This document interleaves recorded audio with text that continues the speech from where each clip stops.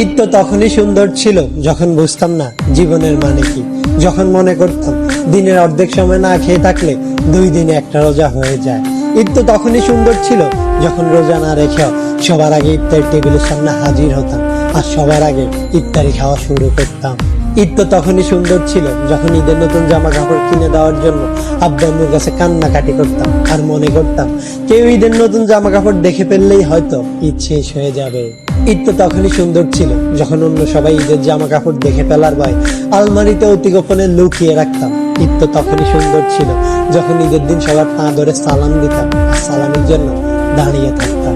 ঈদ তো তখনই সুন্দর ছিল যখন বড়দের দেখতাম তারা কত জায়গায় ঘুরতে যায়, তাদের কত টাকা, আর ভাবতাম কবে জানি বড় হব আর তাদের মতো করে এত সুন্দর করে ঈদ পালন করব।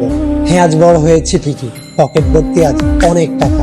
ঈদ আজ ঠিকই আছে, কিন্তু হারিয়ে গেছে ছোটবেলায় কাটানো ঈদের সেই আনন্দময় মুহূর্তগুলো। সত্যি অনেক বেশি মিস করি ছোটবেলায় কাটানো ঈদটাকে, যেটা চাইলে কখনো ফিরে পাওয়া সম্ভব নয়।